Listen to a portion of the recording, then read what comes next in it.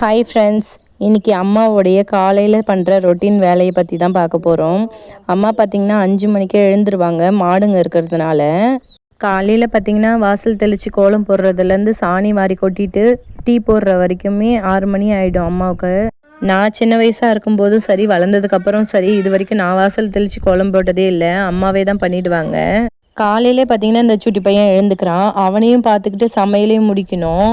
இந்த வெள்ளிக்கிழமை செவ்வாய்க்கிழமை அமாவாசை கிருத்திகன் வந்துட்டாலே இந்த அடுப்பெல்லாம் அம்மா மூழ்கி க்ளீன் பண்ணிவிடுவாங்க. பார்க்கவே அழகாக இருக்கும். அதுக்கப்புறம் சமையல் தான் ஸ்டார்ட் பண்ணிட்டாங்க.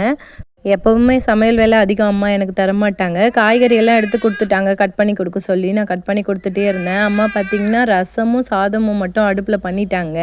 இன்றைக்கி கூட்டு பண்ணுற பிளான் இருந்ததுனால கூட்டுக்கு பருப்பு எல்லாம் போட்டு கொடுத்துட்டாங்க. காய்கறி எல்லாம் குக்கரில் நான் கூட்டி வச்சுட்டேன். செஞ்சிட்ருக்கும்போதே பார்த்திங்கன்னா இட்லி மீந்து இருந்தது. நைட் இட்லி அதை உப்புமா பண்ண ஆரம்பிச்சிட்டாங்க. உப்புமா பண்ணிவிட்டு இட்லியும் ஊற்றிட்டு வேர்க்கடலை சட்னி பண்ணிட்டாங்க. நம்ம எவ்வளோ தான் டேஸ்ட்டாக பண்ணாலுமே அம்மா பண்ணுறது ஒரு தனி டேஸ்ட்டு தாங்க. அவங்க சிம்பிளாக பண்ணாலுமே ரொம்ப ருசியாக இருக்கும்.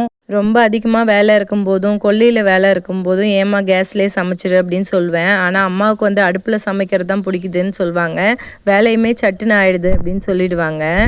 சமைச்சிட்டு இருக்கும்போதே பார்த்திங்கன்னா மழை வர்ற மாதிரி இருக்குது. அடுப்பு இருக்கிற இடத்துலலாம் மழை தண்ணி அடிச்சிருமோ அப்படின்னு பயந்துகிட்டே இருந்தோம். கிளைமேட்டுமே சூப்பராக இருந்தது.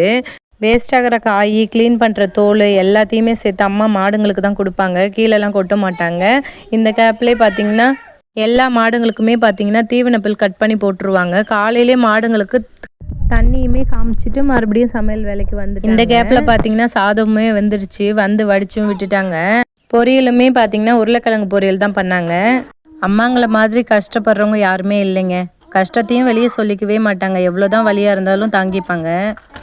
இந்த கேப்பில் பார்த்தீங்கன்னா கோதுமை தோசையும் ஊற்றி தரேன்னு சொன்னாங்க. அம்மா நீ போய் சாப்பிடு, நான் ஊற்றி தரேன் அப்படின்னு சொல்லிட்டு நான் ஊற்றிட்டு இருந்தேன். கடைசியாக பார்த்தீங்கன்னா இன்றைக்கி காலை டிஃபனை நல்லபடியாக முடிச்சாச்சுங்க. இந்த வீடியோ பிடிச்சிருந்தா லைக் பண்ணிவிட்டு நம்ம சேனலை மறக்காமல் சப்ஸ்கிரைப் பண்ணிக்கோங்க. Bye friends.